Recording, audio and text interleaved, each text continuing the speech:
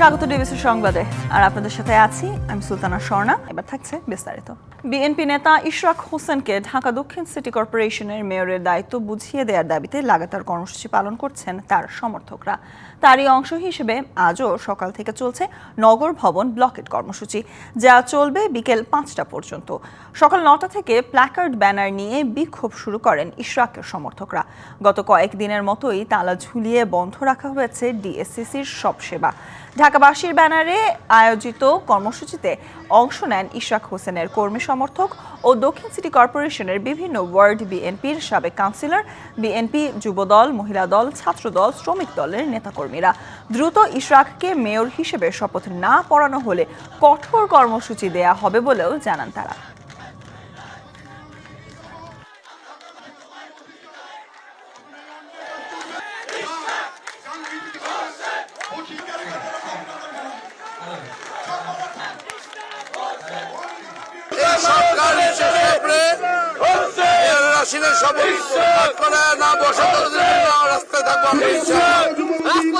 যে পর্যন্ত ইশরাককে আমরা মেয়র কার্যালয়ে বসাতে না পারবো, আমরা আসলে পদক চাই। কোথায় যাবেন? আসলে পদক চাই। বিএনপি নেতা ইশরাক হোসেনকে ঢাকা দক্ষিণ সিটি কর্পোরেশনের মেয়রের দায়িত্ব বুঝিয়ে দেওয়ার দাবিতে লাগাতার কর্মসূচি পালন করছেন তার সমর্থকরা। এ বিষয়ে আরো বিস্তারিত জানাতে নগর ভবনের সামনে থেকে আমাদের সাথে যুক্ত হচ্ছেন সহকর্মী ফরহাদুজ্জামান। ফরহাদ, ইশরাক হোসেনের সমর্থকরা আজও নগর ভবনে তালা ঝুলিয়েছে।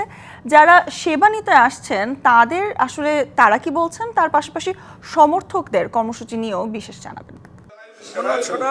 আপনি জানেন যে ইশরাক হোসেনকে মেয়র হিসেবে শপথ করানোর দাবিতে যে আন্দোলন চলছিল সেটা কিন্তু 6ষ্ঠ দিনের মতো চলছে এবং সকাল থেকেই আন্দোলনকারীরা এবং তার সমর্থকেরা কিন্তু এখানে সড়কের সামনে, নগর ভবনের সড়কের সামনে তার আন্দোলন চালিয়ে যাচ্ছেন।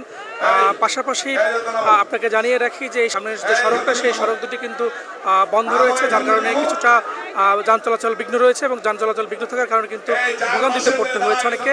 এবং নগরের সেবা প্রার্থী যারা রয়েছেন তারাও কিন্তু অনেকেই এসেছেন, তারাও কিন্তু ভোগান্তিতে পড়েছেন। কারণ আপনি জানেন যে নগর ভবনের প্রধান ফটকের তালা ঝুলিয়ে দেওয়া হয়েছে এবং বিভিন্ন ভবনে তালা দেওয়া হয়েছে, যার কারণে কিন্তু সেবা প্রার্থীরা কিন্তু ভোগান্তিতে পড়ছেন। আরও একটা বিষয় জানিয়ে রাখি, সকাল থেকে অবস্থান নিয়ে তারা বিভিন্ন স্লোগান দিচ্ছেন। মূল মঞ্চের সামনে থেকে কিন্তু এই বিভিন্ন স্লোগান দেওয়া হচ্ছে এবং সাংস্কৃতিক অনুষ্ঠানের মতো বিশেষ করে গান গাওয়া হচ্ছে, দলীয় সঙ্গীতও গাওয়া হচ্ছে, পাশাপাশি সেখান থেকে জাতীয় সঙ্গীতও গাওয়া হয়েছে। এবং এছাড়া তারা বিভিন্ন স্লোগান দিচ্ছে স্থানীয় সরকার উপদেষ্টা আসিফ মাহমুদের বিরুদ্ধে, তার অপসারণ সহ তাকে অবাঞ্ছিত ঘোষণা করেছেন।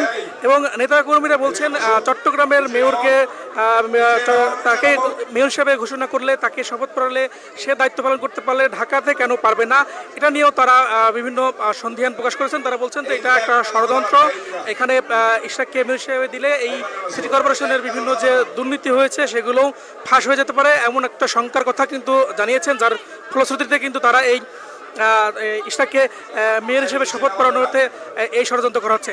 এর পাশাপাশি আর একটা বিষয় আপনাকে জানিয়ে রাখি, এখানে সিটি কর্পোরেশনের যারা কর্মচারী রয়েছে তাদের একাংশ কিন্তু এই আন্দোলনে কিন্তু সংহতি জানিয়ে কিন্তু অংশ নিয়েছেন এবং প্রচণ্ড রোদের মধ্যেই কিন্তু তারা এই আন্দোলন চালিয়ে যাচ্ছে এবং বলছেন যে যত দ্রুত সম্ভব এই ইশরাককে মেয়র হিসেবে শপথ না করালে তারা কিন্তু আরও কঠোর আন্দোলনে যাওয়ার হুঁশিয়ারি দিয়েছেন। এবং সকাল থেকে কিন্তু এই ভিড়টা কিন্তু বাড়ছে। এখন পর্যন্ত সিটি কর্পোরেশনের সামনে থেকে আমার কাছে এই ছিল সর্বশেষ তথ্য। 6ষ্ঠ দিনের মতো চলছে ইশরাক হোসেনকে মেয়রের দাবিতে দক্ষিণে নগর ভবনের সামনে আন্দোলন চলছে, সেখান থেকে যুক্ত ছিলেন ফরহাদ। এদিকে চট্টগ্রামে ডাক্তার শাহাদাত হোসেন মেয়র হিসেবে শপথ নিতে পারলে ঢাকা দক্ষিণ সিটি মেয়রের শপথ নিতে ইশরাক হোসেনের কি দোষ, এমন প্রশ্ন করেছেন বিএনপির নেতা রুহুল কবির রিজভী। সকালে রাজধানীর খিলক্ষেতে আমরা বিএনপি পরিবারের উদ্যোগে 24-এর গণ অভ্যুত্থানে আহত রাকিবুল হাসানের পরিবারের সাথে সাক্ষাৎ শেষে এমন কথা বলেন তিনি। এ সময় তিনি আরো বলেন, জুলাই আগস্ট আন্দোলনে আহতদের চিকিৎসা ও নিহতদের বিচারে ব্যর্থ বর্তমান সরকার। নানা নাটক তৈরি করে শেখ হাসিনার মতো নির্বাচন নিয়ে অন্তর্বর্তী সরকার টালবাহানা করছে বলেও অভিযোগ করেন রুহুল কবির রিজভী।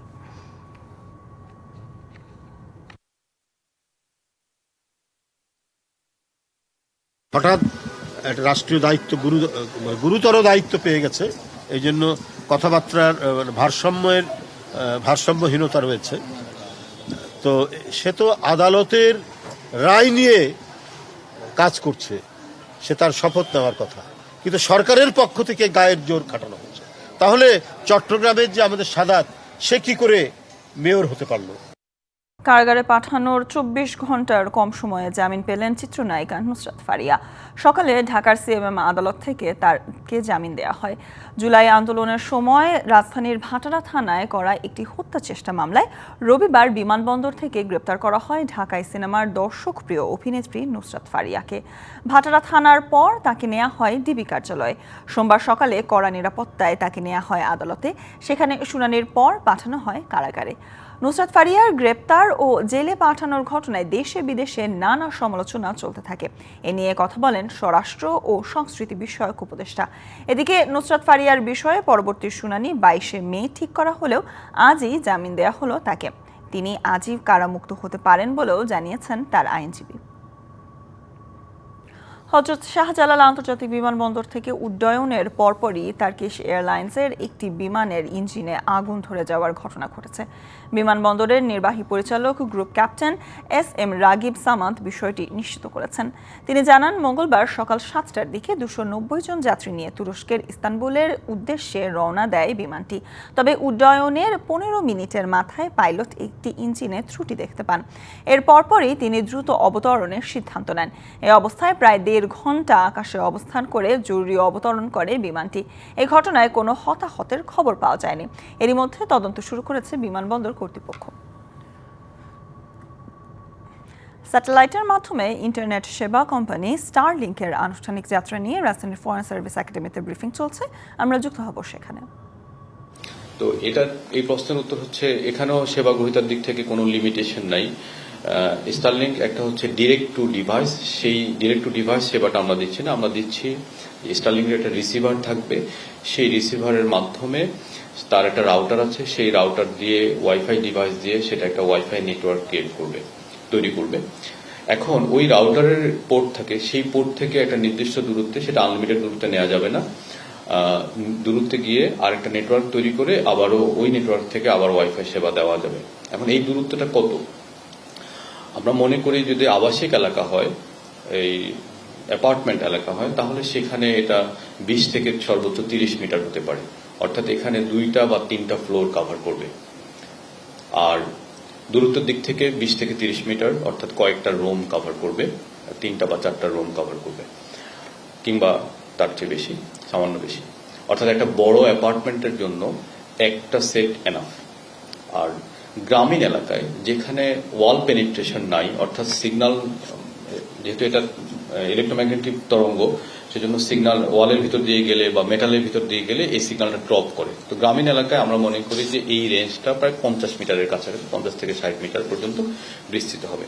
তো সেই ক্ষেত্রে বাংলাদেশের আবাসিক এলাকায় যেখানে আমরা বলি ডিপ ইনডোর, যেখানে মোবাইল নেটওয়ার্ক পৌঁছে না, সেসব ক্ষেত্রে স্টারলিংক বেটার পারফর্ম করবে।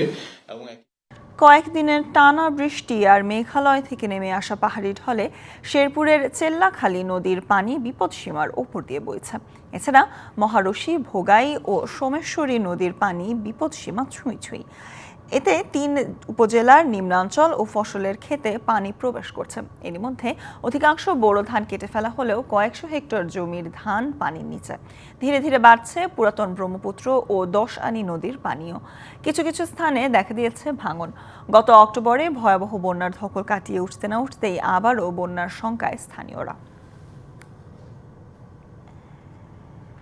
9 বছর পর ইউরোপীয় ইউনিয়নের সঙ্গে বাণিজ্য এবং প্রতিরক্ষা নিয়ে নতুন চুক্তিতে পৌঁছেছে যুক্তরাজ্য। বাণিজ্য, প্রতিরক্ষা, নিরাপত্তা, মৎস্য সম্পদ, ভ্রমণ এবং যুব স্কিম নিয়ে বহুমুখী এই চুক্তি করছে দুই পক্ষ। সোমবার লন্ডনে এই চুক্তিতে যুক্তরাজ্যের প্রধানমন্ত্রী কিয়ার স্টারমার, ইউরোপীয় কমিশনের president Ursula von der Leyen এবং ইউরোপীয় কাউন্সিলের প্রেসিডেন্ট আন্তোনিও কস্তা। বাণিজ্যিক প্রতিবন্ধকতা কমানো এবং প্রতিরক্ষা ও নিরাপত্তা খাতে সহযোগিতা বাড়াতেই এই চুক্তি।